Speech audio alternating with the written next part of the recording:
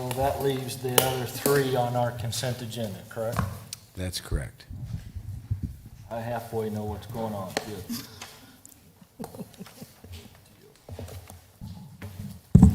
Okay, commissioners, you seen the minutes? And what's your pleasure? Mr. Chairman, I'd like to make a motion that we approve the minutes as written. Second. Thank you. So I've got a motion and a second. So we can do this by voice. All in favor, say aye. Aye. Passes. The commissioners, the consent agenda, anybody, the consent agenda has items in it that are, excuse me, considered, well, I don't know, for lack of a better, perfunctory, and we can pass them all in a group. If there's anybody in the audience or in the commissioners that wants to pull those and have them heard, it's those first three items. It was first four items that are marked E. And if there's anybody that would like to have any of those heard in a full session, please let us know, like, right now. Any commissioners want to pull any? Very good. Commissioners, what's your pleasure? Vice Chairman, I'll make a motion to approve the consent agenda in items E1, E3, and E4 as presented. I'll second.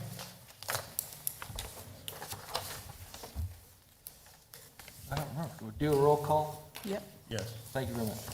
Have a first and a second. Michelle, would you call the roll? Member Vanderhayden? Yes. Member Hubbard? Yes. Member Garza? Aye. Member Peters? Aye. Member Estrada? Yes. Vice Chair Benedict? Yes. Okay, lots of folks here. Thank you for coming. We appreciate it. The process, be sure I get the process right.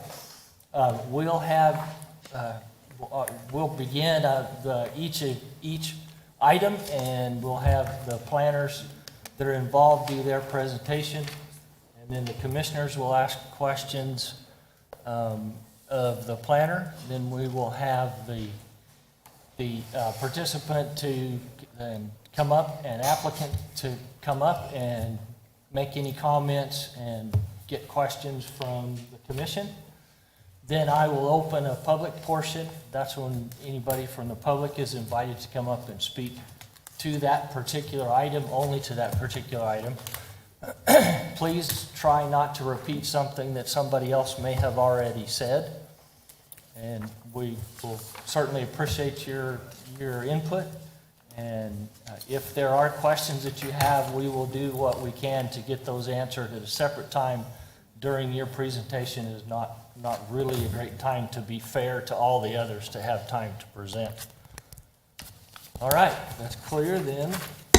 Ready to have F number 1, DSA 22-00176, conditional use permit and resolution for request from D.R. Horton, Inc. within Carlton Commons Phase 1. Go through all the rest of it. For Samuel.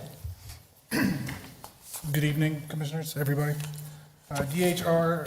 Horton is requesting a conditional use permit, DSA 22-00176, for a model home sales complex for Carlton Commons Phase 1. Our staff report indicated that there were a total of 6 lots. Initially, after a follow-up with the applicant, this has been changed to 4 lots as shown.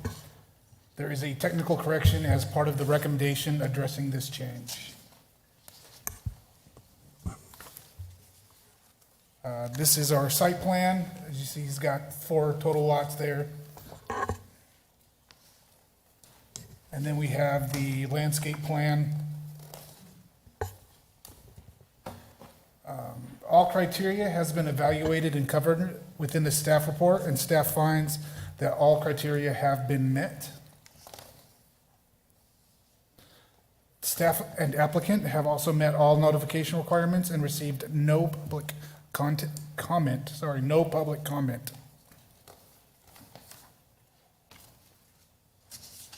Subject to the following technical corrections and conditions of approval, staff recommends the commission approve the conditional use permit and associated resolution DSA 22-00176.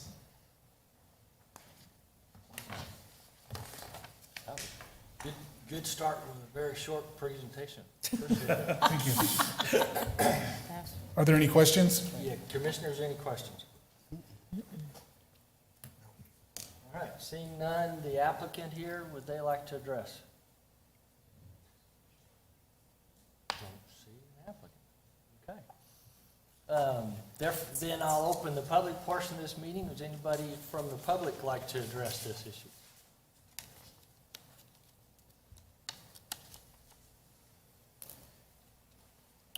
Seeing none, I'll close the public portion and bring it back to the commission.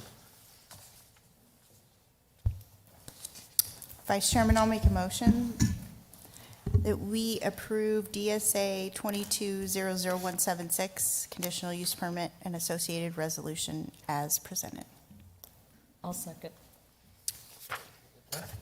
Okay, first and second, any discussion, commissioners? Seeing none? I'll second. Member Vanderhayden, Yes. Member Hubbard, Yes. Member Garza, Aye. Member Peters, Aye. Member Estrada, Yes. Vice Chairman Benedict. Yes. All right. That was fast and easy. On to the next item. Hold a public hearing, consider forwarding recommendation to approval to the city council for DSA 22-00123, major amendment to the G Diamond Planned Area Development, et cetera. Jacqueline? All right, good evening, Commissioners.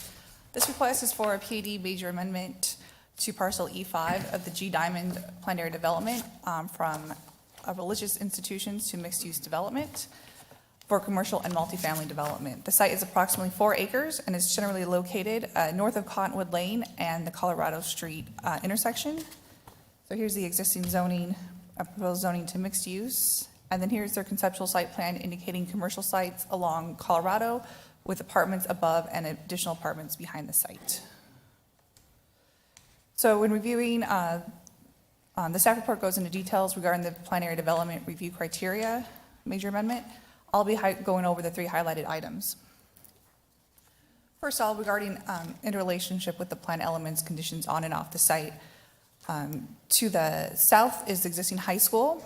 Hancock Cottonwood is located to the east, that is currently under development, which is a build-to-rent product.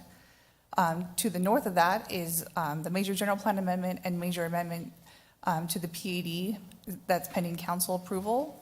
And we also have a major site plan currently under review for Hancock West. And then to the west is the final plat for Red Diamond that has been approved by City Council, however, has not yet been recorded. And this is for a single-family subdivision. And then with all this development, that will contribute to O'Neill Drive alignment to Colorado Street and then all the way to Pert. And then Colorado Street to the existing alignment will be completed to Courtson as well. With regards to the general plan land use category, this is in the community corridor and allows up to 25 dwelling units per acre. And one of the goals is to encourage a variety of neighborhood design and development patterns and to encourage a range of neighborhood types, densities, and building designs within the planned area developments and throughout the city. With regards to the zoning ordinance, the multifamily portion will be subject to the residential design standards. Multifamily would be limited to 28 feet when adjacent to single-family development within 50 feet. And per their PAD, their standards are 35 feet in height and setbacks for 15 feet for front setbacks and 20 for side and rear. And this will all be evaluated during the major site plan process. So with that, staff and the applicant met all notification efforts and no comments or inquiries are received to date. So with that, staff recommends that Planning Commission forward to City Council a recommendation to approve the G Diamond PAD major amendment request with the following technical corrections and conditions of approval. And this technical correction has been added as of today. It's not part of the staff report. I'm happy to answer any questions the Commission may have. Commissioners? Question? No. Sorry, I'm scattered up here a little bit. Did you talk about, I think you talked about the developments around and a general idea of what they were for, direction they were heading. Did you say something about that Hancock Cottonwood to the east? Yes, it's currently under development. In Or- particular kind that you can give us a hint about? I can't, they're That's building. I don't know what their time frame is for completion, but, has their site? Okay, building permits have started being issued There for we this. go, okay, great, thank you. That was, Jackie, that was rental community? Yeah, it was, build to rent. Correct, okay, It thanks. was approved, I believe, last fall. Okay. Yeah, they've been approved all around, thank you very much. Anything, other questions? All righty, would the applicant or their representative like to come up and address the commission? Sure. Say, I'm getting lonely up here, come on. Were you going to show so I'm Trevor Pan, the architect on this.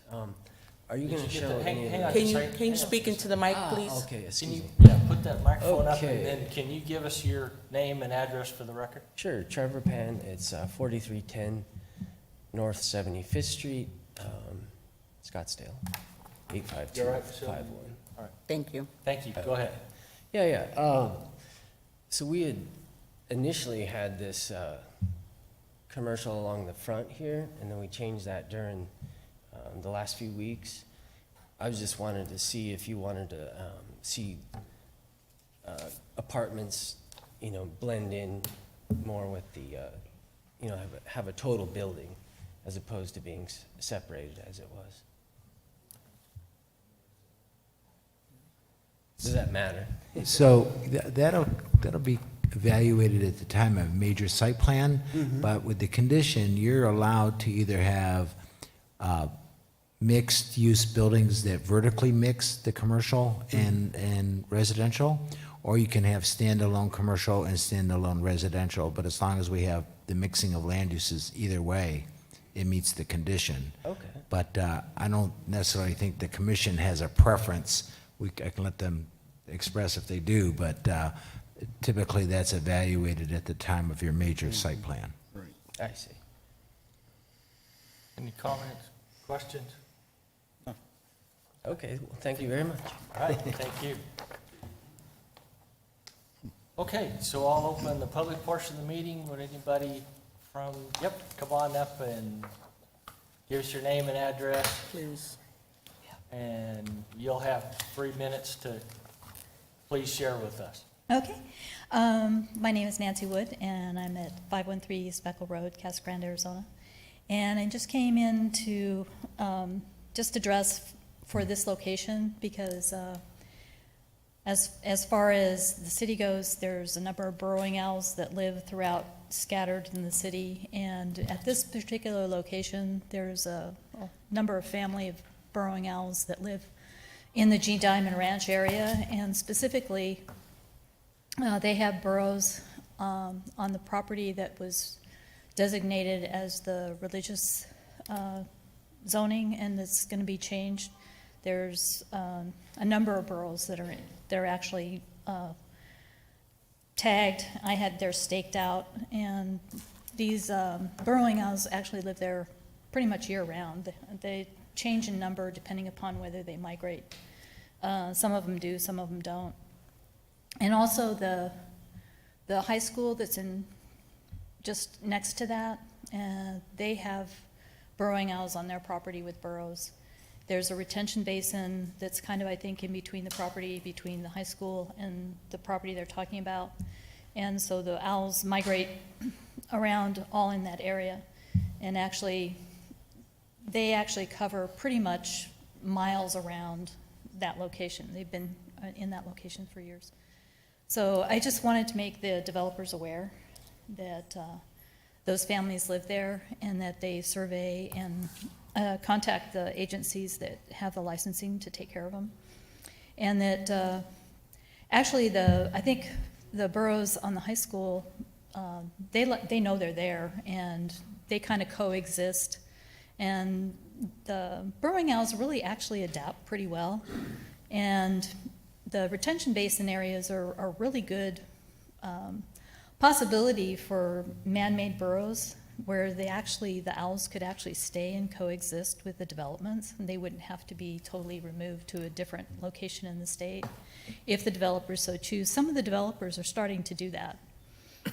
And it's really kind of an advantage for the location, and that they're working on incorporating the wildlife that's there into their property. So I just want the developers to know that they're there and they're marked, and that they can contact the people that they need to. And if they have any questions, I'm glad to answer questions or help out or anything like that. So I appreciate their development and their hard work and doing all that stuff. So it's just looking out for the owls. Thanks a lot. Thank you. Anybody else like to comment on this? Seeing none, I'll close the public portion, bring it back to the commission.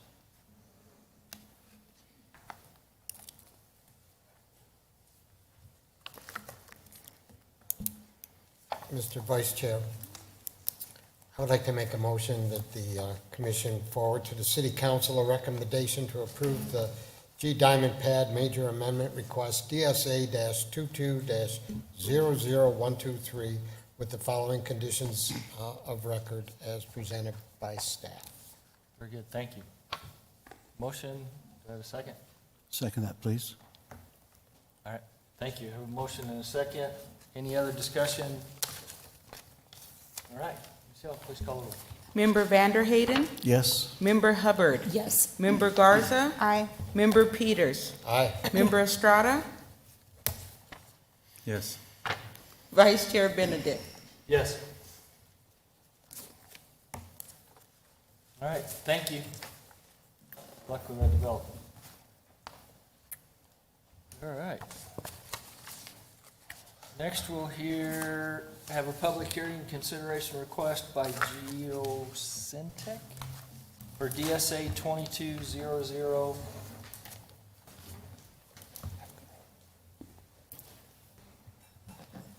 17. And you're showing me a major site plan. I have a major site plan. There it is, okay, I apologize. And presentation for DSA 22001118. So Geosyntec is requesting approval for a conditional use permit and a major site plan for the LCY Chemical Production Facility located at 29 South Commerce Drive. You can see it highlighted on your screen. It's the north portion of the Central Arizona Commerce Park. LCY Electronics is proposing to build a new electronic-grade chemical manufacturing facility. The facility is located on 33 acres within the Central Arizona Commerce Park and will supply the semiconductor industry with high-quality electronic-grade isopropyl alcohol. The facility will include truck and rail service, administration and operations buildings, distillation units, water treatment and storage, wastewater pretreatment processes, fire water systems, utilities, electrical substation, and material storage tank areas. This is the overall vision of the site plan.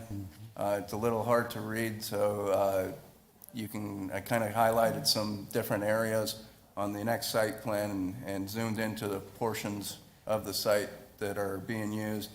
You can see the process area, utility areas, control room, the substation for the electric panels, admin and operation buildings, the ISO tank parking and storage area, and the maintenance shop.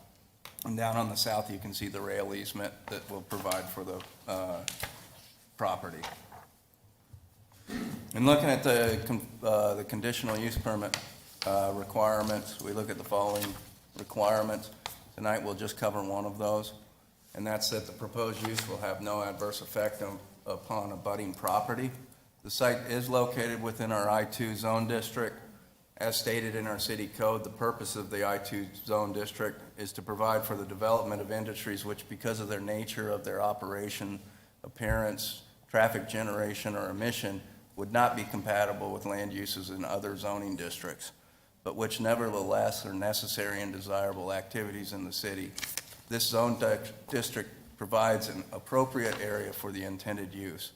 In addition, the use is located within the Central Arizona Commerce Park, which contains other approved conditionally permitted uses, including a medical waste facility, oil recycling facility, and an asphalt blending facility. As a condition to help mitigate aesthetic impacts on the surrounding properties, staff has requested the applicant provide a decorative block wall along Commerce Drive frontage. Moving into the major site plan review criteria, we cover the following items. All have been covered in your staff report. We'll just concentrate on a couple tonight. The first is the impact of the plan on existing and anticipated traffic. A traffic impact analysis was provided for this development, and it concluded that the existing roadway network will be sufficient to carry the all anticipated traffic.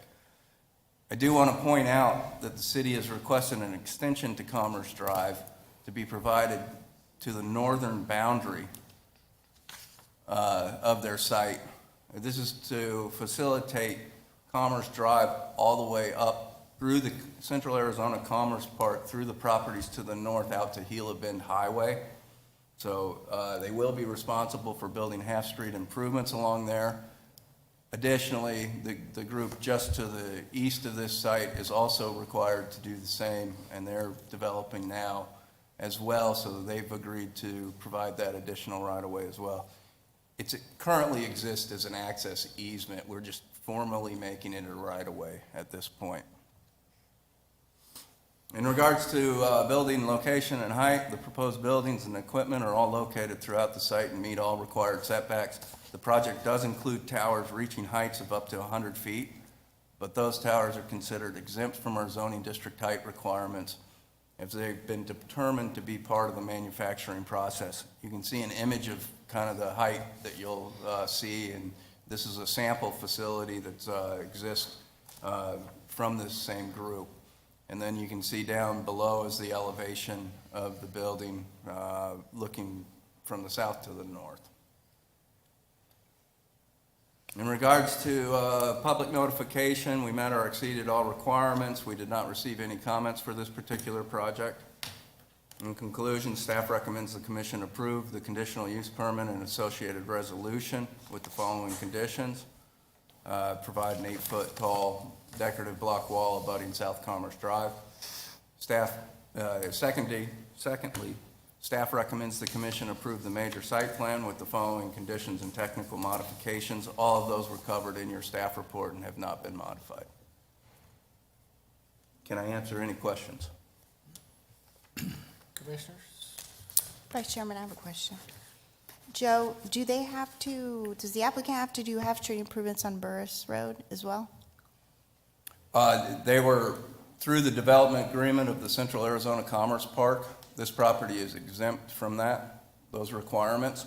There are a lot of challenges over on that side, so they did provide approximately 17 feet of right-of-way in that platting. But due to the skid canal, gas lines, and all those, the property owner to the west of this site will be providing additional right-of-way at time of their development, so we can get Burris Road to fit in that cross-section. And the 100-foot City Parks Trail easement, is that a future proposed trail? That is, yes. Okay. All right, thank you. Any other questions? Seeing none, would the applicant or their representative like to come up and speak to us?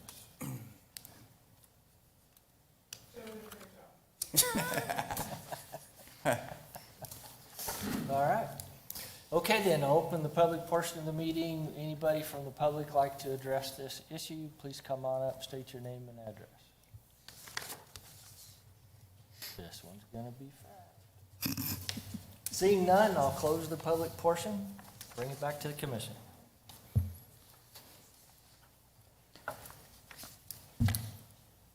Mr. Chair, I'd like to make a motion. Thank you.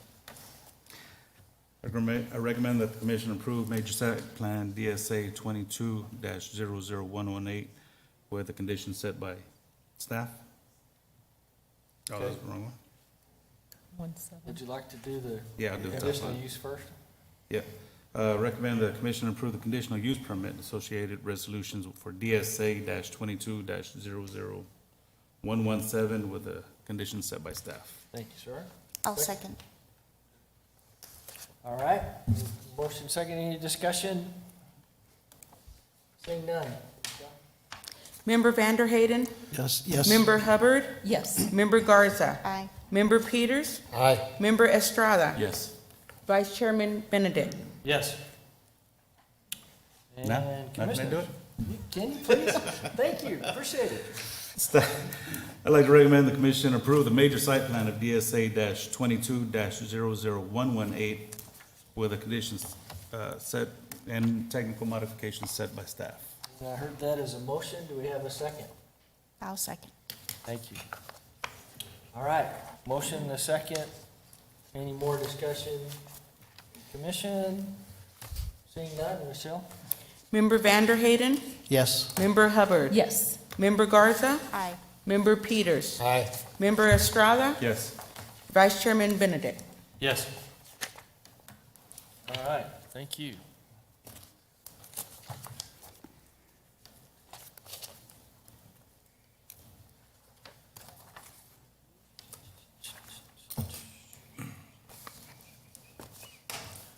So next, we have a public hearing, consider recommendation of approval for the city council by MKB Development Group. All right, DSA 22-00088. All right, MKB, go. MKB Development is requesting a zone change from single-family residential to planned area development on approximately 19 acres of land generally located on the east side of Burris Road and north of Gila Bend Highway. You can see it highlighted on the screen. It's just north of Western Manor. The applicant is requesting a zone change from R1 to PAD to develop a build-to-rent residential project.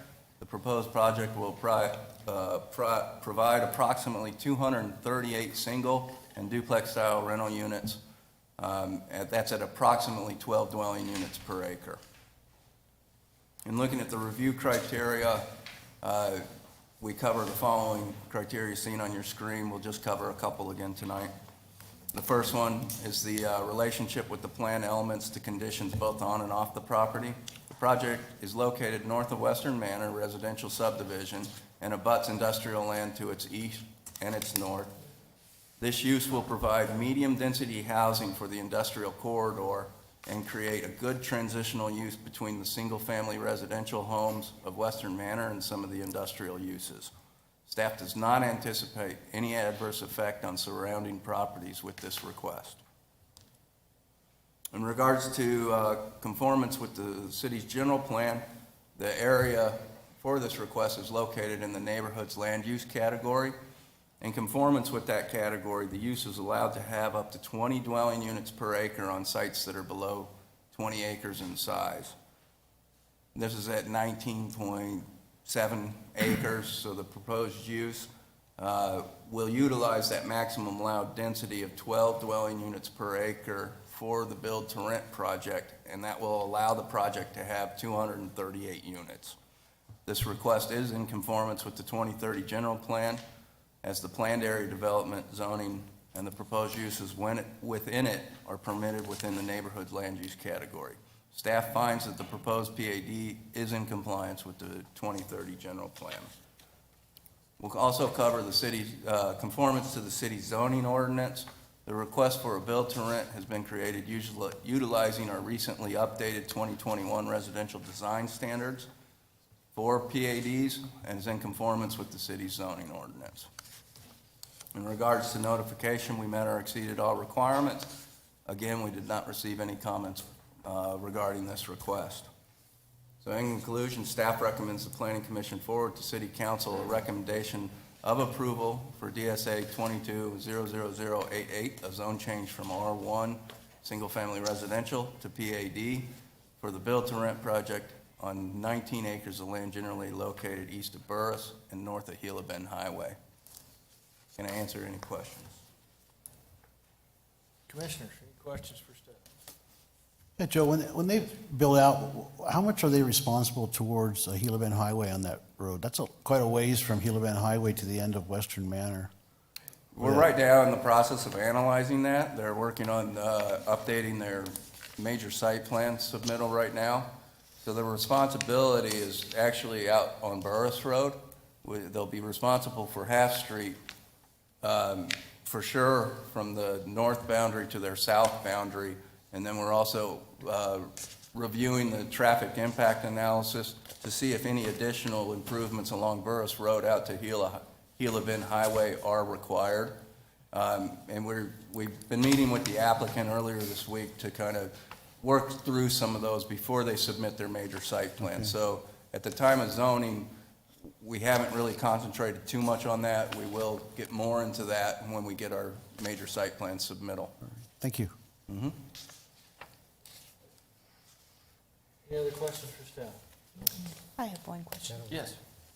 Joe, will there be a buffer zone required around the development between the industrial and the site? There's I mean, a already lar- one, there's one automatically built into the PAD residential design standards. It is 25 feet, and there will be a trail and a pathway around that, within that 25 feet landscape easement. And they'll also have some landscaping that will go into that area. But we didn't impose any additional buffer area, just utilizing what's in our PAD standards. Got it. Thank you. Good. Any other questions? We're good. All right. Very good. Okay, would the applicant or their representative like to come up and address this issue? Good evening.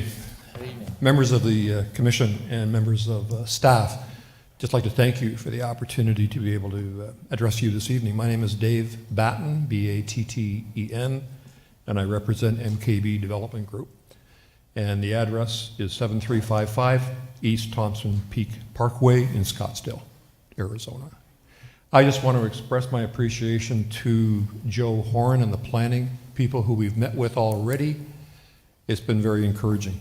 They are adept at moving things along, and we have, as Joe alluded to, we have already commenced the communications on some of the additional items, i.e. the improvements of the road, especially south of the project itself. And again, very commendable how they're handling that. So we look forward to the upcoming meetings of council. I believe, Joe, 21st of November is the first council meeting. So thank you, ladies and gentlemen, for allowing me to speak and for this project to be moved along. Do you have any questions? Commission, have any questions? No. No. No? Very good. Thank you, sir. Very good. Appreciate it. Thank you. So I'd like to open the public portion of this meeting for this subject. Anybody like to address this issue?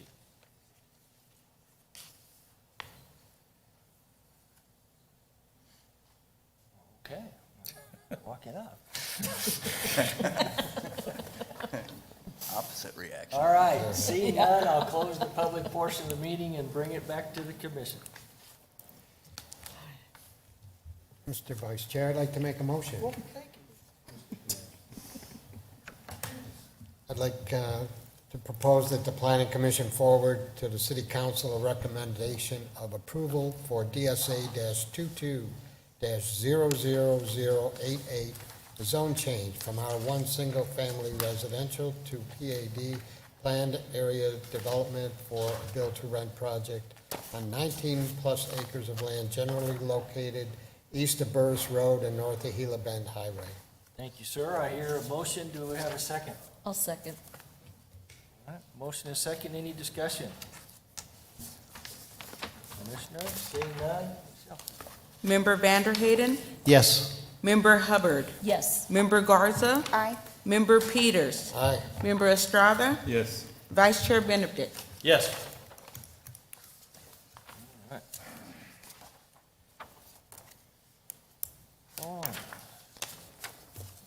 Next is public hearing and consideration of approval to City Council on a request for ESCA Environmental for DSA 220064, major amendment to the Casa Grande Regional Shopping Center PAD. Jane, Jim. Good evening, Planning Commissioners. So the request in front of you this evening is one of two requests that you will potentially ultimately hear. The first one this evening is simply to amend the Promenade PAD zoning. The location of the site is within the Casa Grande Regional Shopping Center PAD, otherwise known as the Promenade. And what is bringing us here tonight is that Marriott is seeking Lot 14 to construct a hotel within the Promenade. It's identified on the aerial there. It's on the north side of Florence Boulevard, just east of the existing Wells Fargo Bank. But they are requesting to construct a 65-foot tall hotel. The Casa Grande Regional Shopping Center PAD zone allows hotels as a use, along with a variety of other commercial uses, but the maximum height in the PAD zone is 45 feet. So this amendment request is simply to revise the maximum allowed height on Lot 14 for a hotel use to be a height up to 65 feet. I should also point out that within the Casa Grande Regional Shopping Center PAD, theaters are specifically allowed to be up to a height of 60. So as I mentioned, the major site plan isn't being contemplated this evening. That's going to be scheduled for an upcoming hearing. However, the major site plan is within review, and there's some benefit to see excerpts of it to understand what's prompting the request for a 4-story, 65-foot tall hotel and how it sits on the property. And with the major site plan submittal, they also provided elevations. The top picture there is the elevation view as seen from Florence Boulevard. The bottom picture is the view as seen as if you were standing at PetSmart looking south.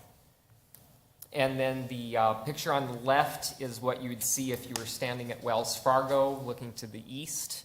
And the picture to the right is what you'd see if you were at the far edge of the promenade near the fields on the outskirts looking towards the west. So in reviewing amendments to PADs, this is the criteria that has to be evaluated, and the staff report gets into each of these in more detail, but I want to talk about the highlighted items. The first one, relationship of the plan elements to conditions both on and off the property, basically speaks to compatibility. And on one hand, there's adequate compatibility when you look at uses on the north side of Florence Boulevard. If you see on this aerial, as I mentioned, the site sits within the promenade. It's all commercially designated, and it allows building heights from 45 feet to currently 60 feet. To the east is another commercial zoning designation where heights are allowed to range from 30 feet tall up to 100 feet. The 100 feet allows for hotel use, hospital use, and office campuses. On the south side of Florence Boulevard, however, it's a lot more restrictive. It's predominantly single-family residential designated, where its maximum height is 25 feet, so quite a contrast. However, there is a commercial area, of course, where the former Sam's Club sits, and heights within the commercial area are allowed, depending on proximity to the single-family area. They can be, they range from 26 feet tall to 35 feet tall. And it does make some sense that the commercial area that's part of the Mission Royale zone where Sam's Club was would have a lower height because it's directly abutting the single family area. Whereas The properties on the north side of Florence Boulevard were programmed with a higher height just because some of the impacts are removed by the mere fact that you have the state highway in between the two developments.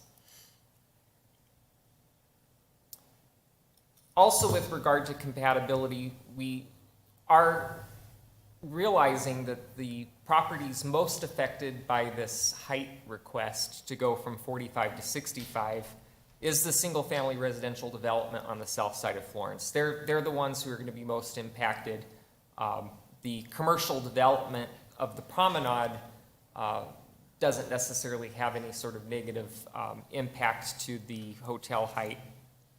But in looking at how that's addressed, I do want to call attention to the fact that within Mission Royale, there exists a 75-foot landscape tract that's maintained by the HOA that lies in between the residences and Florence Boulevard. And then within the promenade itself, there's a 30-foot wide landscape tract. So together, that's over 100 feet of landscaping on either side of the roadways. From the property line to where the building is proposed, per the major site plan that's under review, an 85-foot setback is requested.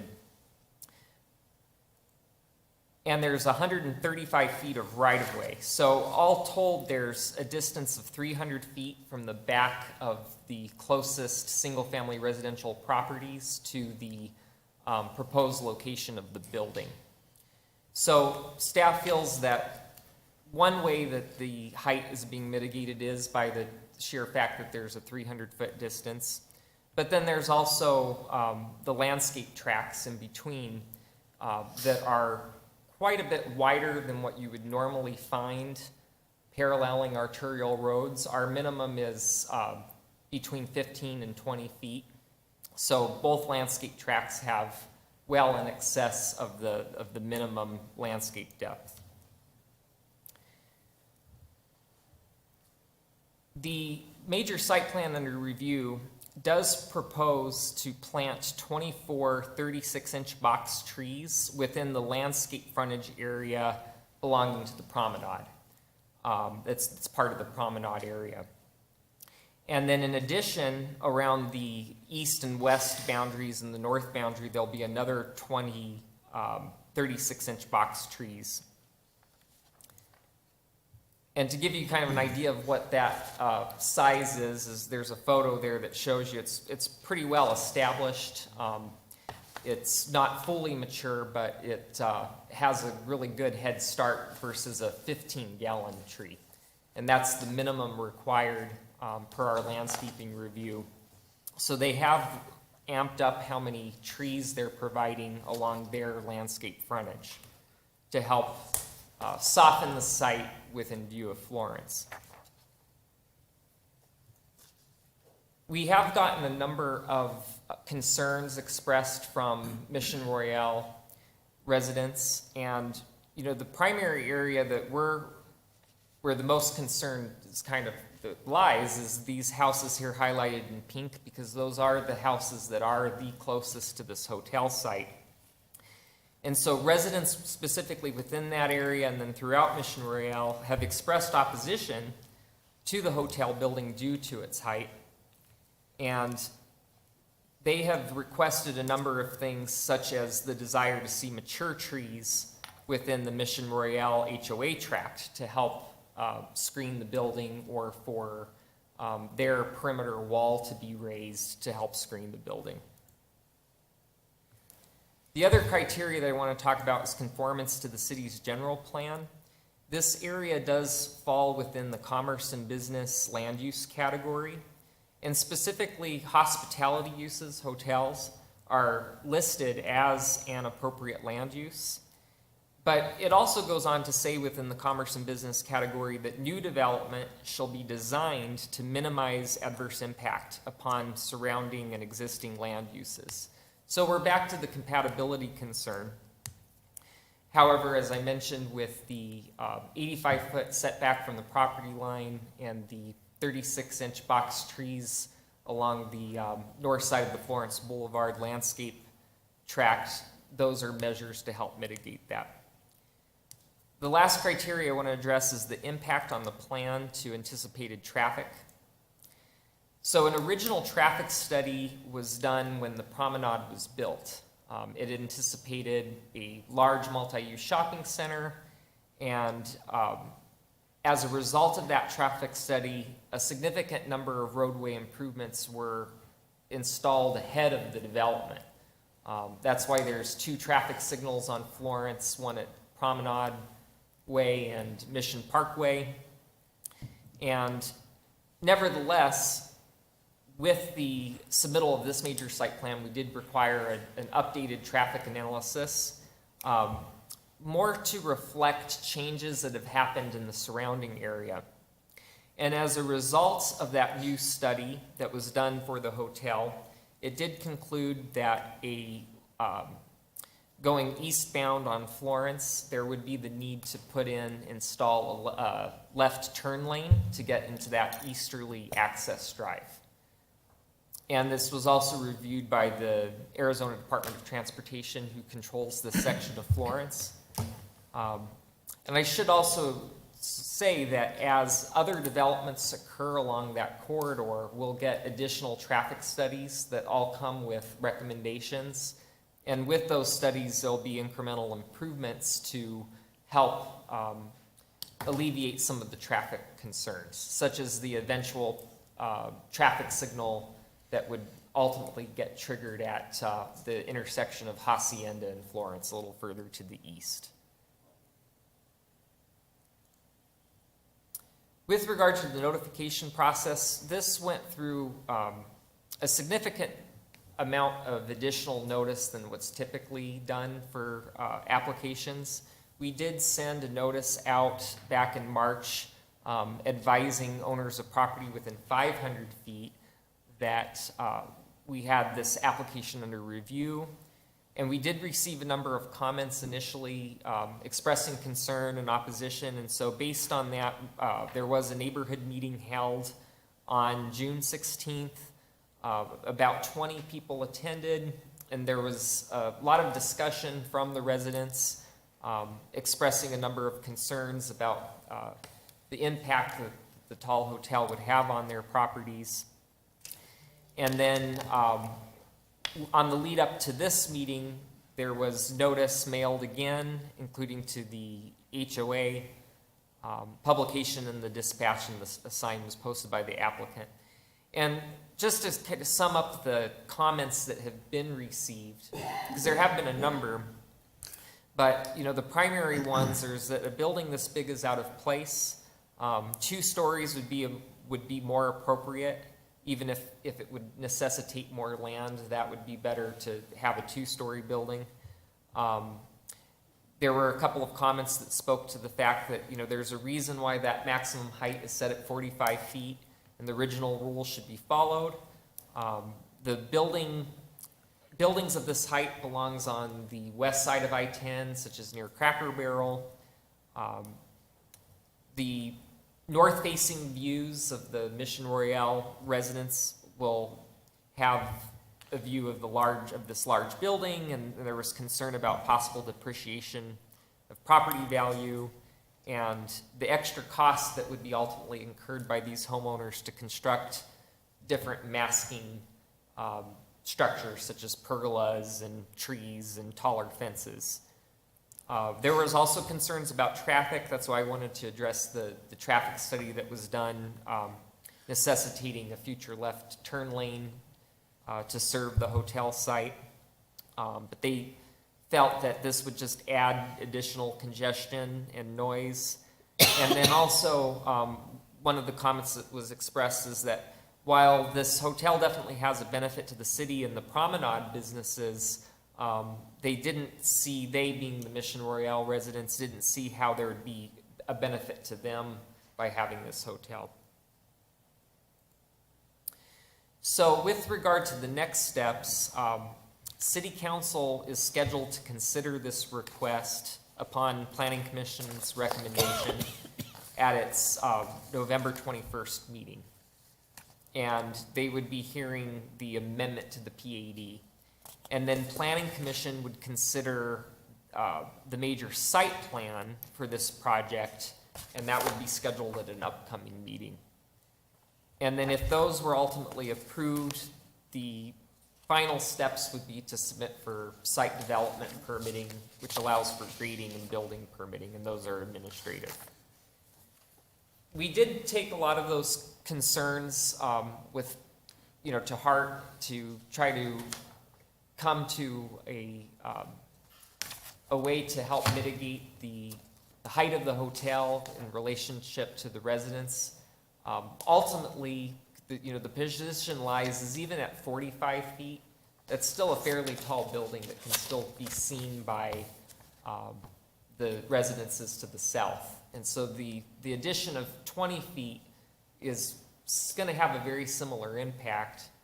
And the building's pushed 40 feet further back than it would be if it were a 45-foot tall building.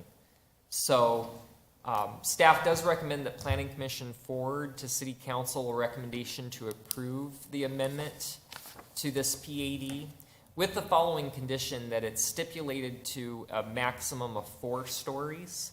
And again, to reiterate that the height of 65 would just apply to a hotel use on this specific lot within the Promenade subdivision. And I'd be happy to answer any questions.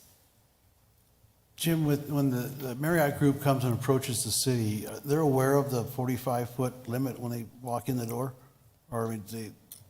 Commissioner, I don't know if they were aware that was the height maximum, but in our pre-app meeting, it was disclosed to them that, that they did have a challenge at hand, that their height of their hotel wasn't compatible with the current zoning, and that the mechanism to address that is to amend the PAD.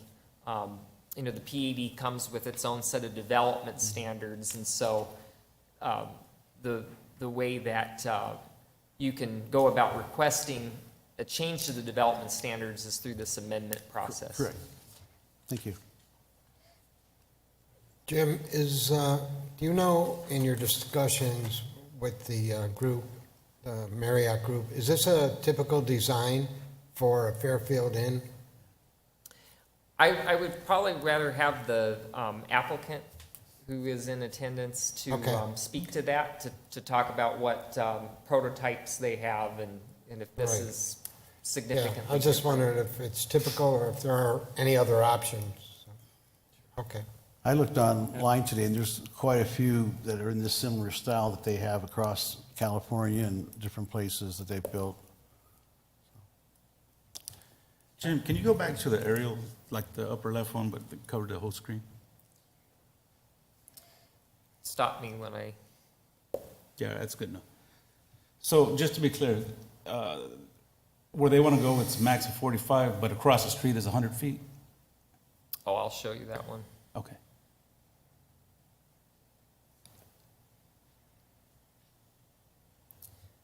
So the right-of-way for State Highway 287 is 135 feet. No, I'm sorry, I'm talking about in height. Oh, the height, sorry about that. What was your question? For the lot. So for the lot itself, no, that'll work. For the lot itself, where the building is, or going to be, Oh, it's 45 feet max height. There you go. There, yeah, that's it. So they can go up to 100 feet right across the street. But that's it. That's right next door. What's that? That's That's right next, Right across the road, yeah. Yeah. The lot to the east can be 100 feet high. right. Okay, that was just yeah. my question. No, that was just my question right there. I just wanted to clarify for myself.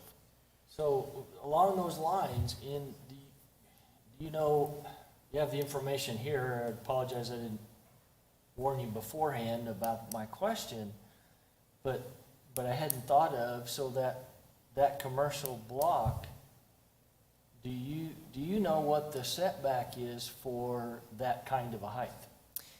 Yes, in that it's... PAD? So, buildings taller than 30 feet have to be spaced 200 feet from a residential zone. So likely that would be from the center of the Florence Boulevard right-of-way. So you'd have about 65 feet from that boundary to the end of the right-of-way, and then there'd be another 135 feet that the 100-foot tall building would have to be placed. Okay, so for my simple mind, would you flip back to the one where you had the road distances? Yep, keep going. There you go, okay. So for over here in the commercial, Yeah. you're saying from the center of the road, that's the setback on that commercial is gonna be how far back? Mr. Chair, it would be Yes. equivalent to where the Marriott is proposed to be. That's what's going through my head as I was describing it, is it would be a similar distance as this is proposed to be. But that PAD, that requirement would be, they're allowed for 100 feet there. Correct. Up to, yeah. Okay, that's that question. Commissioners, anything else? Vice Chair, I have a Yeah. question. Thank you. Jim, can you pull up the overall map that had the, showed I-10? Oh, that's probably That good. one? There's, so over where the auto mall is planned off of I-10 in Sam's Club, is there a buffer zone on the folks that live along Santiago Street and that development at all? It didn't look like there was any. There is a strip that I believe it's either 20 or 25 feet that is required to be provided as that auto mall develops. You kind of see it south of the existing businesses along Florence, behind Culver's and Walgreens. There's that landscape buffer area. The idea is to carry a landscape buffer along that north-south perimeter. Got it. Yeah, it's just, it's much smaller in that location. Okay. Thank you. Anything else? Okay, here's another question. Can you go back to the facing of the building and, whether you have that or not, can you, and I apologize I didn't ask this question, give you a shot ahead of time. Any way you can tell me what the height to the top of the highest window is? The architect's here to tell you what that is. I'd have to really zoom in. I'd have to zoom in and look, because it's probably called out on this image, but Yeah, it's probably hard to- Those little tiny numbers over Yeah. on the side, add them up kind of a thing. Yeah. Yeah, and I apologize, I didn't. And another way to ask it is how many feet exist from the top of the fourth-story window to the top of the parapet? How much extra Well, yeah. footage is there? Yeah, I'd kind of rather go down, but Yeah. you're right. I mean, it gets kind of to where I'm going. Yeah. All right, we'll put them on the spot for it. Great. Anything else? I have a question. Yes. There's a lot right across, like just north of this. Yeah, let's see. Do you know what it's gonna be? Like the pad just north of it, in between Oh, that? PetSmart. No, there's Bacon. PetSmart and there's The like, Bacon. there's that dentistry right there. And then there's, yeah, right here. Do you know Yeah. what's, So there hasn't been any plans submitted for it, but within that zoning, it allows, commercial, retail uses, hotels, so it could be any number it just seems of- really tight, that's all. Yeah. I don't know if I have a better image, maybe. This one's probably the clearest. It's kind of L-shaped, so, Yeah, because it's a really small, when you're going east on Florence and you take a left-hand turn and then there's not much, it's not very big a driveway to go from there to Wells Fargo. It's really narrow. So I don't, it just seems like it's going to be really tight. Does that make sense what I'm saying? yeah, I think I have a good drawing here that I can pull up with the traffic here. Yeah. So Yeah, right, yeah. where the white arrow is on top, is that your concern? Because it's really just a one-lane road. Yeah, it probably does seem very narrow when the property to the north develops. They're gonna make some refinements, such as curbing and things that will better define that area, because it's no narrower, it shouldn't be any narrow ultimately than what you see north of the Wells Fargo. It's probably just, because there isn't development on either side right now, it's probably just kind of a minimum Yeah. course. Because I know it's hard to get in and out of now. All right. Any other questions? Okay. Would the applicant or their representative please come up and talk to us?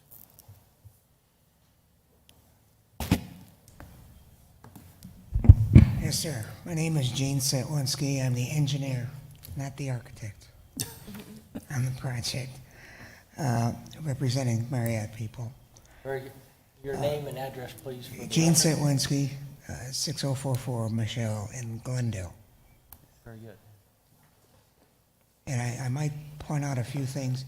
I think Jim has made a very good presentation, and I might iterate a few points that I think are significant.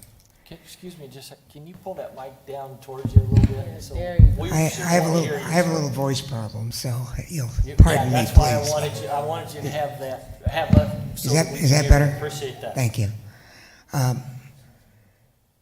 One is the traffic. We did do a traffic impact, and we are working with ADOT on the left turn bay that Jim pointed out. There's also going to be a right turn only out island for that roadway on the east.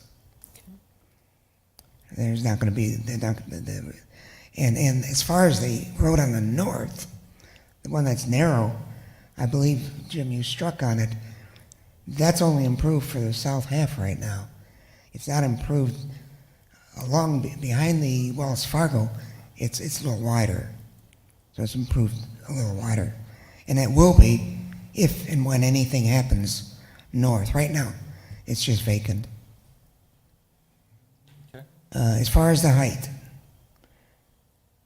keeping in mind that, as pointed out, 300 feet from the closest resident to the front door of the hotel, that's the length of a football field. And that's quite a distance for a setback. And as also pointed out, to the east, the buildings could very well be 100 feet. So I believe that distance alone partially mitigates. As far as doing anything in terms of additional mitigation in trees or whatever, the owner has expressed more than any willingness to work with the HOA, with them, and participate in whatever they think is correct for those half a dozen houses that are impacted there. He wants to be a good neighbor, and he's willing to talk to the HOA and work with them. And I believe has started some discussion with them. Great. The only thing he doesn't want is for people to not understand it. If he's willing to help pay for the trees, but it's going to be on HOA property, and the HOA will have to take care of them. He doesn't want to get involved in the responsibility of trying to maintain the trees in perpetuity. Otherwise, there's no problem there. And also, we've already put up a number of 20-some trees along the north side of Florence. This area is obviously going to intensify quite a bit in the future with the development that's planned already, much less development we don't know about. All right. Very good. Thank you for those comments. Any Commissioners, questions, Any Al? questions? Yeah, I have a question that I asked Jim before. Is this a typical design for a Fairfield Inn for Yes. Marriott? Yes, it's sort of a prototype that they use. Yes, It is? yes, sir. Okay, thank you.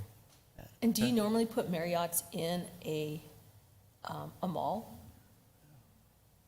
At times. Yes. Not unusual. It's not, okay. I think there's one up at Arrowhead in Glendale, as a matter of fact.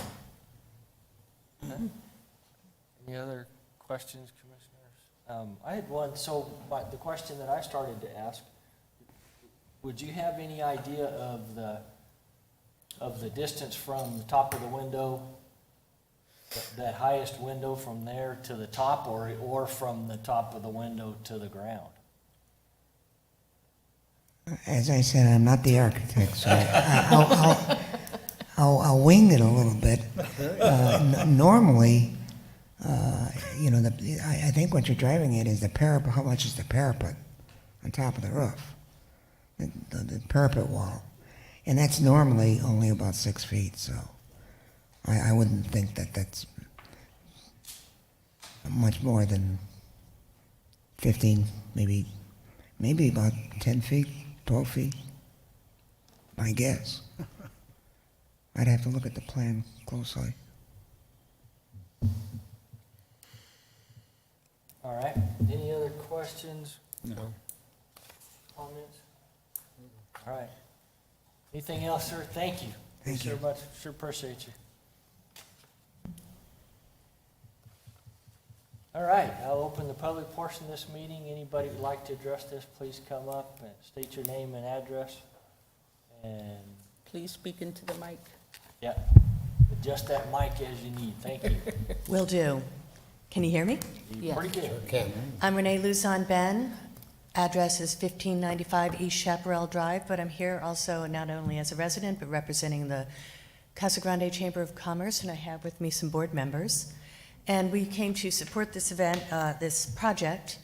We wrote a letter in support of the project, and I'm going to read some comments from that, if that's okay with you. Sure. We believe this project will create a positive addition to Casa Grande, positively impacting the community by filling a much-needed upper-tier hotel to support the growth of the city and the county. This project will generate additional tax dollars, create new jobs within the community, and the influx of guests and their spending will positively impact our local economy. The development, which is located within the master planned borders of the mall, is the ideal place for the hotel to be built with the least impact to the community. As the city grows, so does its need for accommodations. And here we have a worldwide recognized branded hotel to support existing and incoming business and tourism. And that's what we want. And then I thought about this tonight. People will come and stay at that hotel, and they're going to fall in love with Casa Grande, and they're going to move into communities like Mission Royale. So what better way to introduce them to Casa Grande than with this project? Hello, my name is Daniel Tartakovsky. I work for Lamar Companies, owner of the Promenade. I'm also local here. I lived in Casa Grande for the last 4 years. My address is 1326 East Cecil Court over in Arroyo Vista. First, I'd just really like to thank city staff and Jim in particular. I think he did an enormous, very well-spoken presentation for you all. I can answer a couple of questions that I just took note of and heard a little bit. Ms. Hubbard, typically the scope of commercial properties are changing a little bit. You do find hotels more and more commonly inside of commercial properties, especially of the scale of the Promenade. Normally when you're over a 500,000 square foot GLA, you'll start to see significant mixed use kind of projects come up. So that's a pretty standard that we're finding in the industry now. For Mr. Peters, don't think of this as your typical old school Marriott Fairfield Inn. This is their new prototype and model, and it's a beautiful building if you see their renderings. It's going to look really sharp, but if you guys have any other questions, I'm more than happy to help out. Okay, anything else? All right, thank you so much. Thank you, guys. So, anybody else like to address this issue?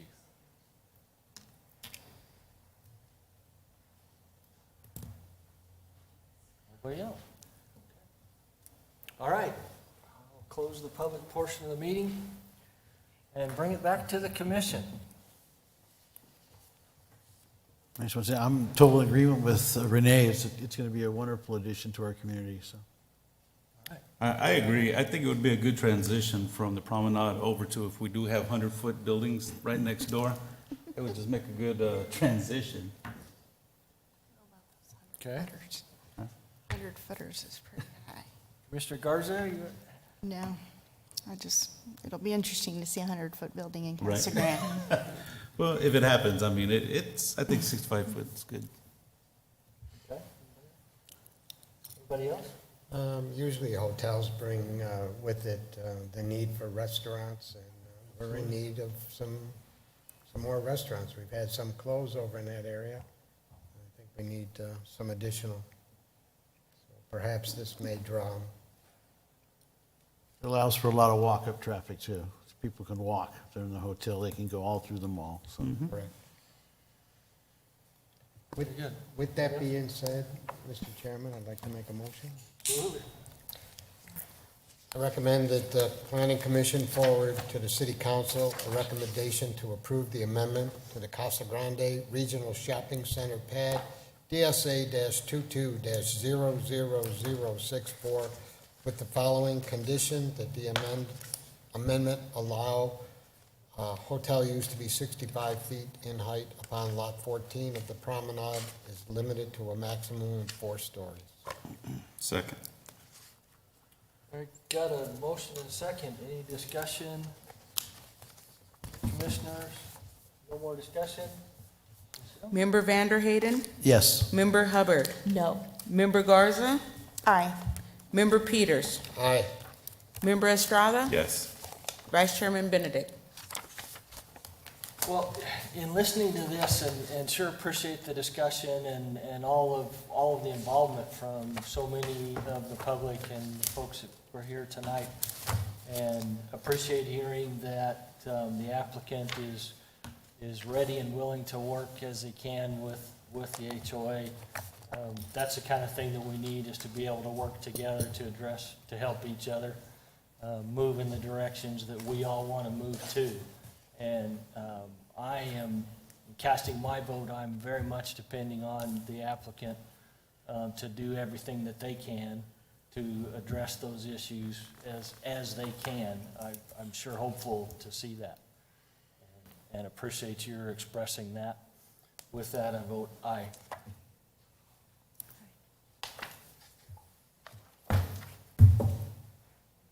Motion passes. Thank you. Okay. Where are we? Number 6, I think. Public hearing and a request from Evergreen Devco for Grande Commons PAD, generally bound by, DSA 22-00143, major amendment to the Casa Grande Crossings PAD and DSA 22-00145, major site plan. Jim, you got a long night, don't you? Yes. I'm always the last. So as you introduce this item, there are 2 applications in front of you for consideration this evening associated with this project. The subject location is along Camino Marcado, in between I-10 and Camino Marcado, south of Florence, and specifically south of the existing U-Haul. So the 2 requests are the following. They have a major site, they're asking for approval of a major site plan to develop a 270-unit traditional apartment complex. It sits on approximately 12.27 acres. The project's going to be known as Park Horizon. The major site plan proposes 8 3-story buildings that are approximately 40 feet in height. Of those 270 units, 120 of them are going to be single bedroom, 129 are 2-bedroom, and then 21 units will be 3-bedroom. The second request, however, is an amendment to the Casa Grande Crossings PAD zone. The amendment is necessary in order to approve the site plan because currently the Casa Grande Crossings PAD designates this parcel just for office and commercial uses, and it's known as Parcel 10B. So it would revise the use of office and retail, and it would replace with multifamily. And then the amendment also takes the opportunity to designate well sites owned by Arizona Water Company to sit on their own recognized parcels within the PAD. The amendment at hand doesn't entail to the involve the well sites. That's already an allowed use, but it basically will reflect it being on their own parcels. And here's a snippet of the site plan to show you where those well sites sit in relationship to the hotel site. If you recall, was approved about 2 years ago for a Holiday Inn. As you see, the way that the site plan is laid out, the Holiday Inn will get its own access from Camino Marcado, and then the primary access for this apartment community is directly off of Camino Marcado to the south. But I'll talk more about access in a little bit. So when reviewing amendments to PADs and major site plans, it's subject to these criteria, and I'm going to talk about the highlighted items. The first one is relationship to plan elements, to conditions both on and off the property. So again, it does come down to compatibility. When you look at the east side of Camino Marcado, you have all non-residential uses at this point.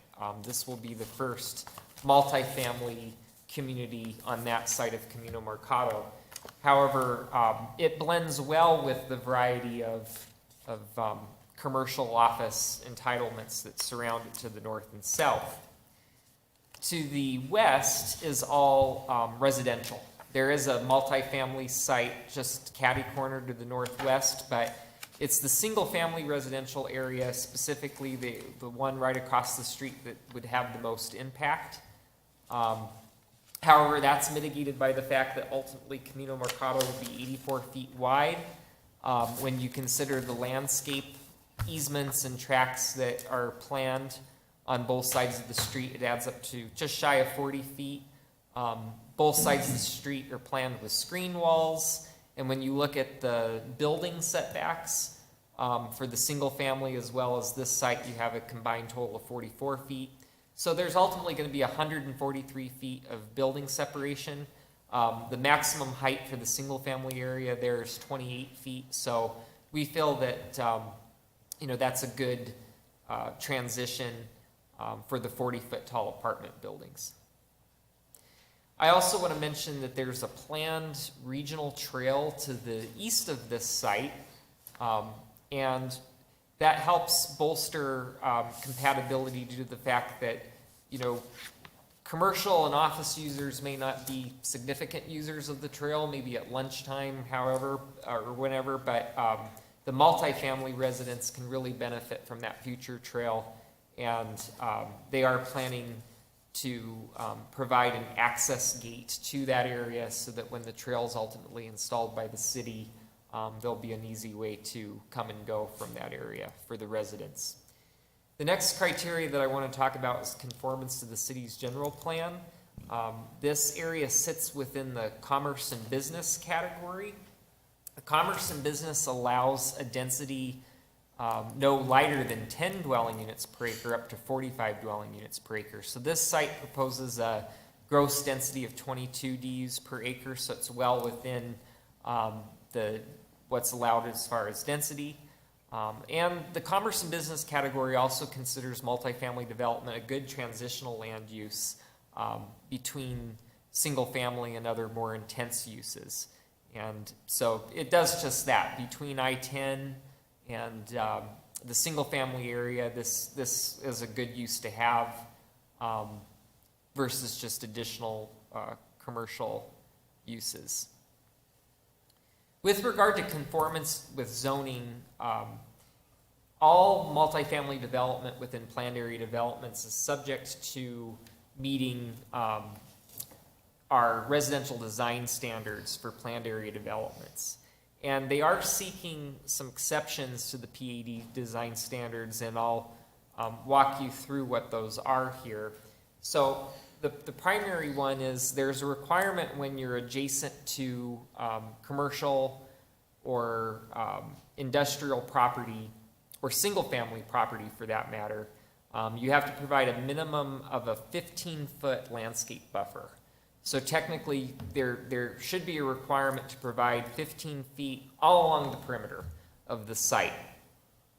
And they're seeking an exception to that requirement, where you see identified in red. Instead of 15 feet, they're requesting a 7-foot landscape buffer in these specific areas.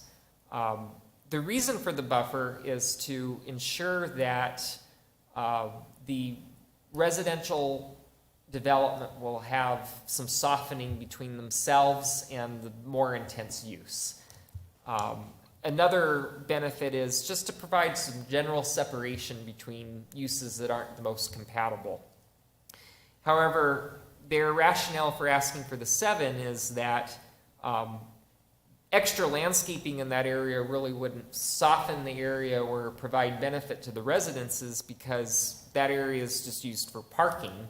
The landscape amenities, as you see on the screen, come immediately surrounding the buildings and in between the buildings.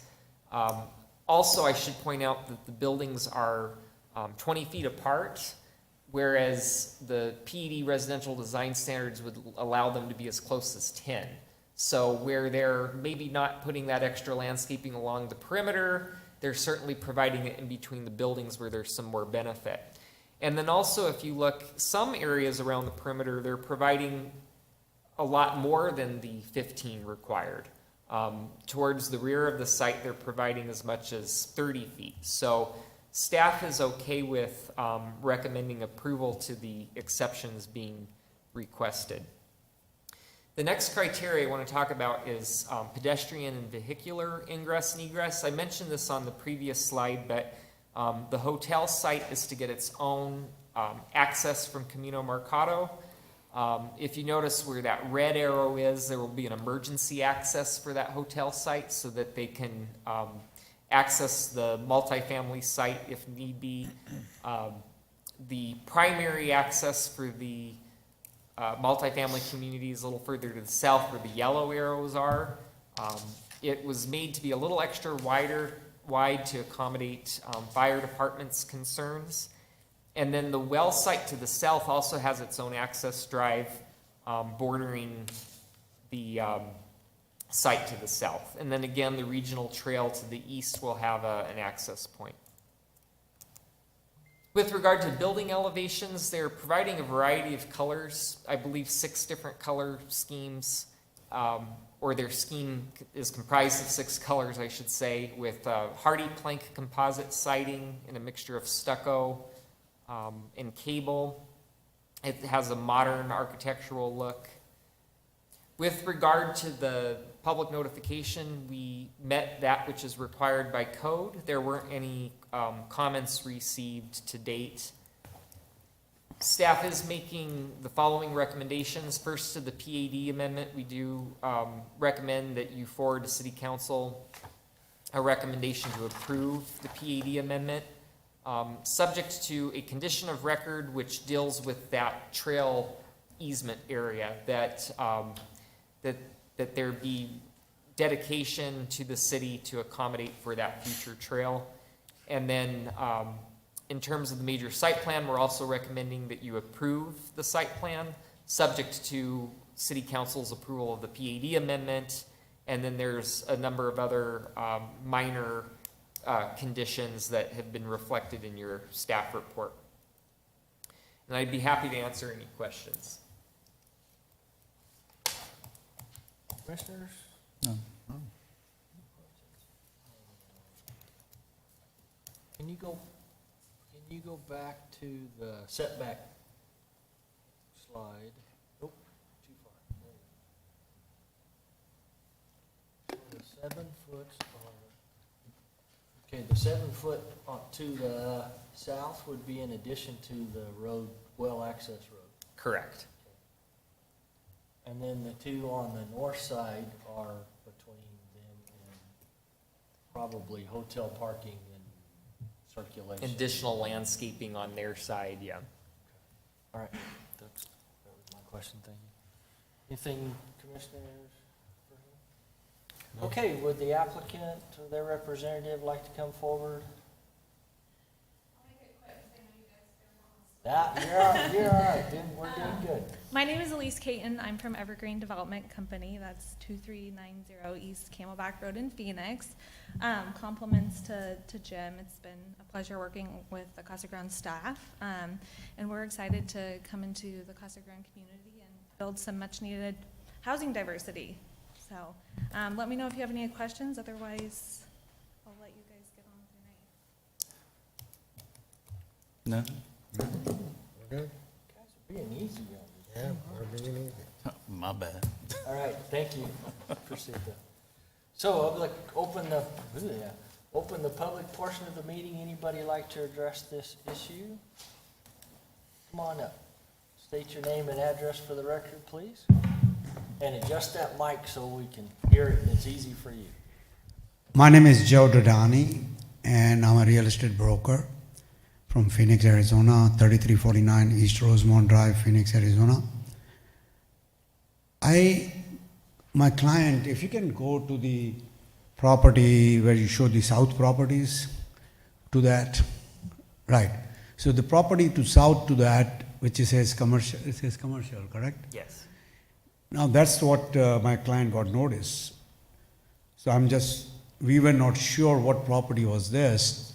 So now it says office right there. Yeah, it's commercial. And those two lots south of that office and then one lot south of that, both of them are two different clients of mine. What was the main reason we got the notice, just to figure it out if there is any objection or something like that? Can you repeat your question? Why did we get the notice? Jim. Oh, My we client. send notices out to owners within 300 feet of 300 the feet of subject that. site. Now, how does this affect the zoning of those two parcels? It wouldn't affect it. Those parcels have that designated office use. The amendment being considered this evening is just specific to the property that is represented by that ownership. So, but is there a more opportunity chance that those south parcels can be also multifamily? It would be subject to an application that would have to be submitted and Correct. making a similar request. Correct. So we just have to go through the process and everything. I think this is my first, I've been in the US for 40 years, doing land business for 20 plus years, first time ever been to a council meeting. And this is amazing. I loved it. I think it was very well organized. Thank you very much. It was really good. Thank you. Welcome, thank you. Anybody else like to address this issue? Seeing none, I'll close the public portion of the meeting, and I think that's what we're at, and bring it back to the commission. Vice Chairman, I'll make a motion. That Please. that the commission, where's my cheat sheet? Jim, come on, Jim. I don't want to say the wrong thing. That we recommend a favorable recommendation to the City Council of approval of DSA 22-00143, subject to the following conditions of record as presented by staff. Second. All right, motion second, any discussion? Commissioners, hearing none, Cheryl, please. Member Vanderhayden? Yes. Member Hubbard? Yes. Member Garza? Aye. Member Peters? Aye. Member Estrada? Yes. Vice Chairman Benedict? Yes. Commissioner, Vice Chairman, I'll make a motion thank you so much. that we approve major site plan DSA 22-00143 with the following conditions presented by staff. Very good. Second. Another second, any discussion? Hearing none, Member Vanderhayden, Yes. Member Hubbard, Yes. Member Garza, Aye. Member Peters, Aye. Member Estrada, Yes. Vice Chairman Benedict. Yes.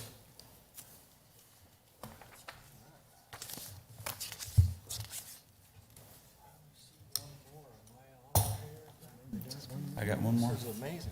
You guys are moving along extremely well. Very good, okay. Shall we proceed? Yes, I can. Or would you like your break, or should we go to proceed? I'm okay. All I'm right. okay today. All right, we're gonna proceed. We're gonna have a public hearing, consider request from EMC Management LLC for DSA 22-00023 to consider the forwarding a recommendation to approval to City Council for Villages of Copper Sky PAD and DSA 22-0024, major site plan to allow 231 unit single and two-family dwellings. Build a rent community. Go, Jim, go. All right. So the specific location for these two applications being considered this evening is at the southwest corner of Florence Boulevard in Caceres. The majority of the subject site sits within the Copper Sky Marketplace PAD, which is currently designated as a multi-use shopping center. And this amendment would amend a portion of that to accommodate for the build to rent. But there are two requests. The first, as you see on the snippet here, is their major site plan approval for a build to rent community. They're proposing 231 single-story homes. 68 of the units would be one bedroom and they'd be duplex style, so they would sit within 34 duplexes.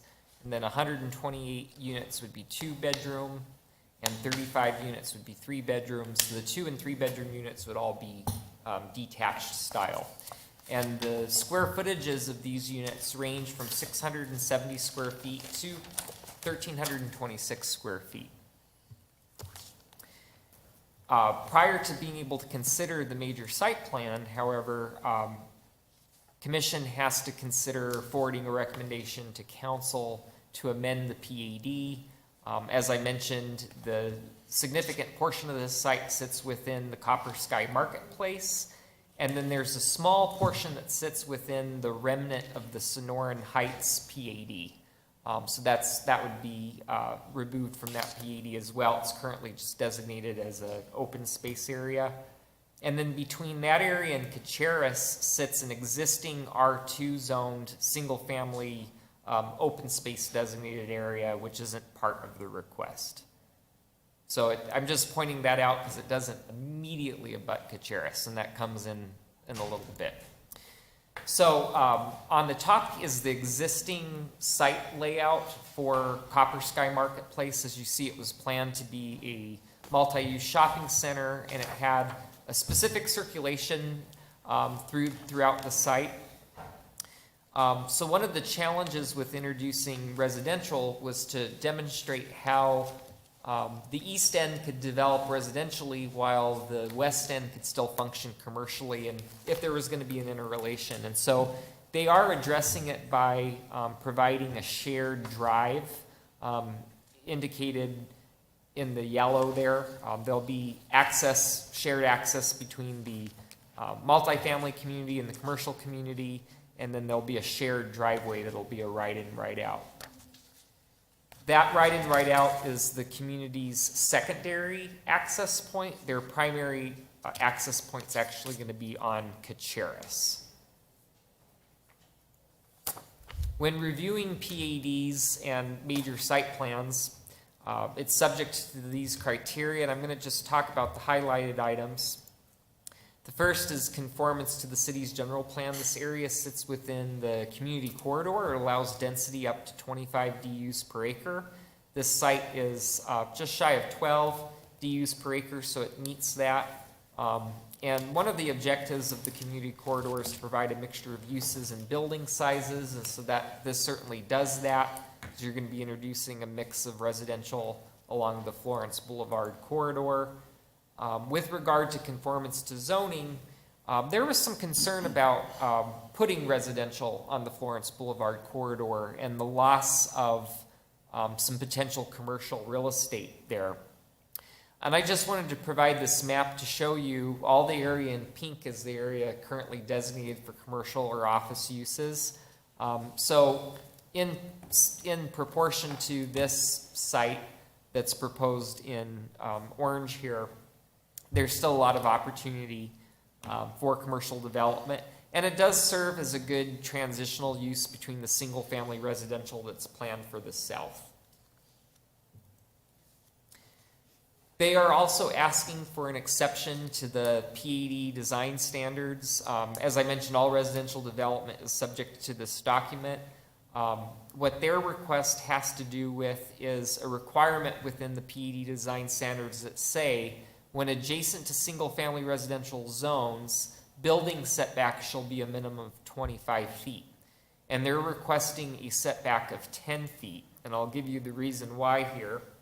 So the two areas where they abut single-family residential is to the, there's single-family residential to the east, identified in green there, but that's designated as open space for the Sonoran Heights single-family residential development that has a approved preliminary plat and final plat submitted.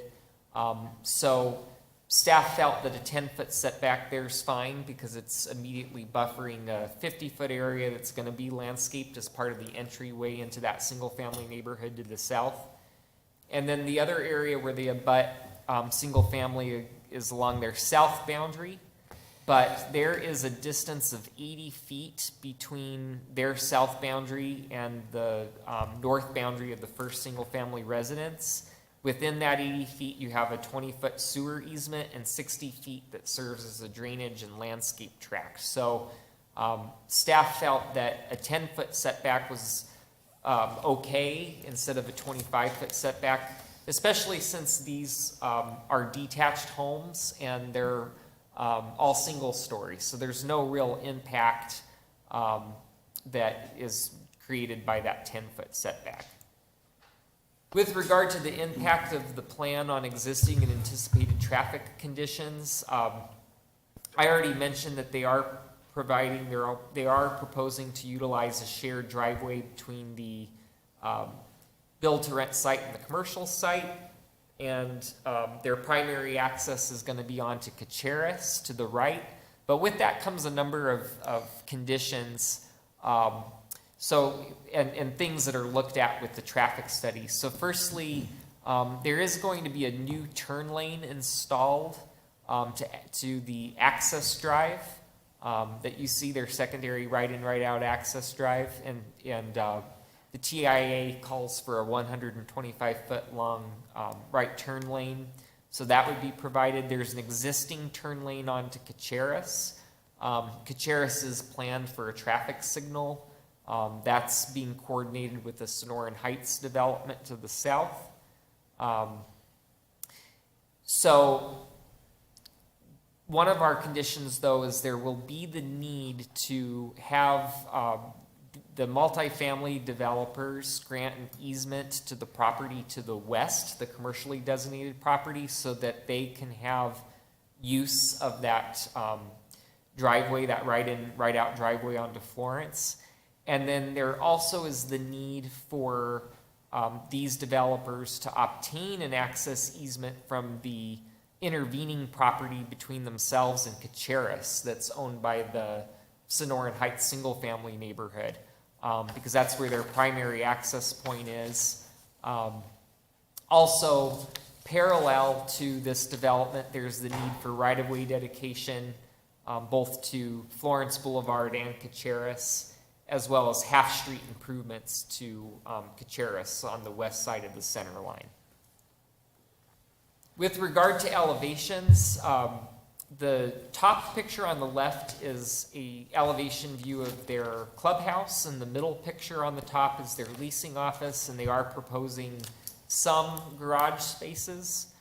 And then among their 1, 2, and 3 bedroom models, they're providing 2 elevations each. So there's a lot of diversity in this architecture.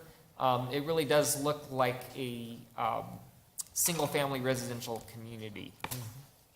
With regard to provision of utilities, there's an existing water line on Florence. They will be extending a water line on Caceres. And then with regard to sewer, there was an error in the staff report. It had mentioned that some of the project was gonna sewer to the sewer line in Florence. However, that's not true. It's all going to flow into the sewer line that has been permitted to be constructed to the south. And that sewer line is going to be running from Camino Mercado to Hennis to serve as a reliever to the Florence line. With regard to public notification, it met all that is required by code, and there weren't any public comments that were received. Staff does recommend that Planning Commission forward to council a recommendation to approve the P80 amendment as written with the condition of record. We do recommend that you approve the major site plan subject to following conditions. Now, those have been revised since the staff report, and I believe we've passed out the updated conditions, and the applicant is aware of them. But it's essentially clarifying the language with regard to what's required for the right-of-way improvements and dedication and access easements. And I'd be happy to answer any questions.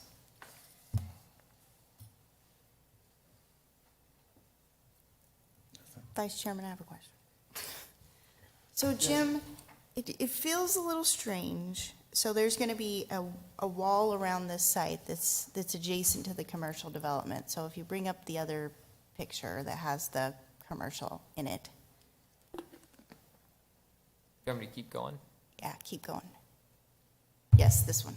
So potentially, let's just say this is a Fry's that's sitting right here. And someone parks in these parking stalls over here. The development is right adjacent to the wall. Pretty much, right? It feels like it doesn't fit. I don't know. Without more of a buffer between the residential and the commercial use. But that's just my opinion. They could park there, right next to their house. I don't know. Feels weird.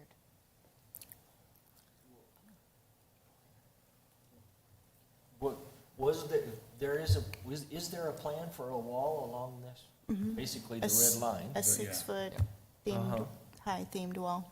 Okay. There will be a wall, and then per the P80 residential design standards, there is a 15-foot buffer, and they're proposing a trail in between that wall and the backs of the private enclosed yards. Oh, okay. So the yards are really small though, right? They're butt up about to their 10 feet house. deep. Okay. So, in other words, it would be on, the onus would be on the commercial developers also to provide their own setbacks once they submitted a design or a plan then, for a building, say, to. Correct. That's a good point, is the commercial layout you see there is just schematic, it's a concept plan. When and if the commercial development comes in, the commission will have time and ability to be able to look at what kind of landscape buffer the commercial might provide to complement what's being provided with the build-to-rent project, which is probably something that needs to be added at that time. Sounds good. Thank you. Look at there. Gee, making Planner great is my second name. Yes. That's great. Any other questions? All right. Would the applicant or their representative like to come up and speak to us, please? Come on up, give us your name and address, and please adjust that mic so it works good for you. Do we have a presentation? Do you want me to pull up yours? Please, yes, thank you. Wasn't working earlier, so we had to charge it. Okay. It's gonna go towards the front, the bottom arrow goes down. I'll Okay, pull up here. great.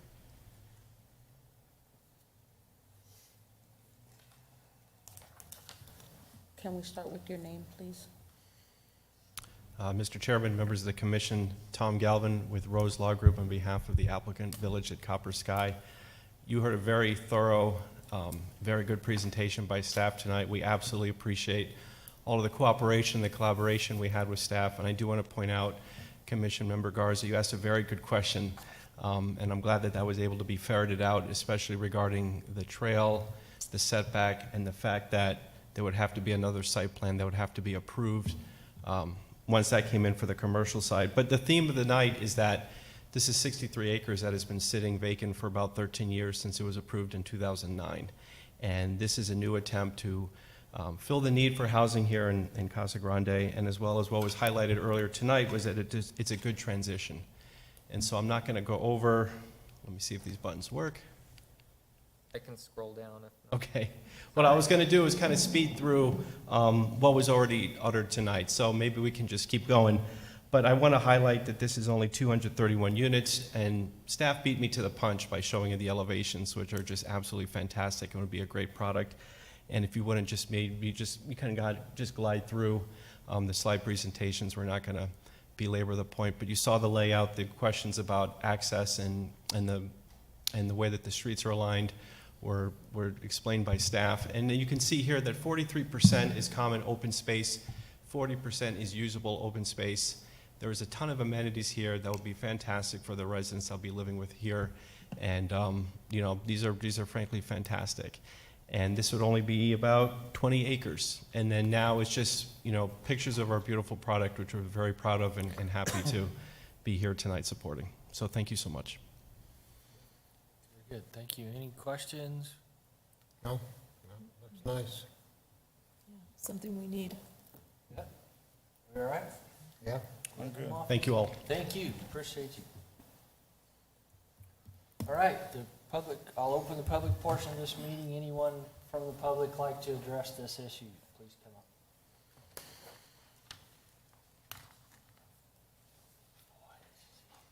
I'm a little scared here. Come on.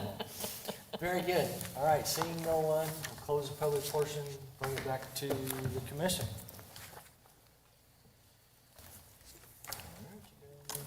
Okay. It's your turn.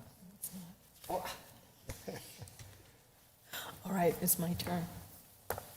Okay, I'd like to forward a recommendation to approve DSA 22-00023, subject to the following conditions that are noted below.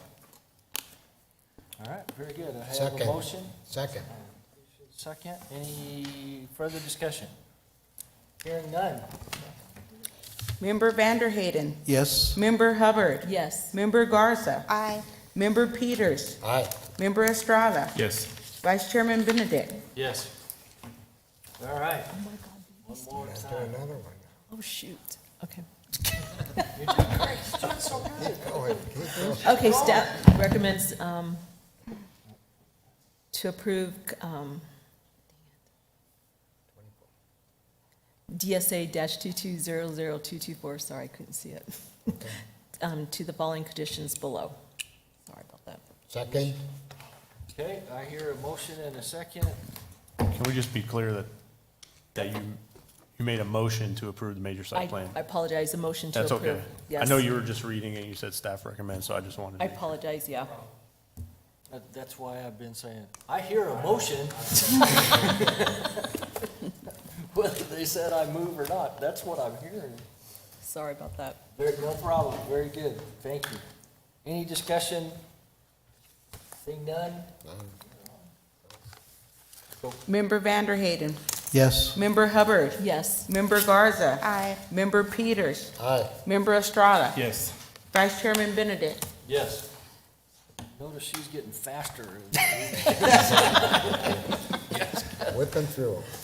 Maybe a voice vote next Don't time. wait just a second. All right, now is a call to the public. Anybody from the public like to address the commission on any issues, please come forward. Looks like he's going the other way. Seeing none, I'll close the call to the public. Reports by the planning director. Thank you, Mr. Chair. Since your last meeting, staff approved three site plans administratively. They're noted on your agenda. The Board of Adjustment did hear and approve a temporary use permit, and City Council approved 3 of the zone changes that you recommended to them, and also approved a subdivision variance for block length that you recommended for them, to them as well.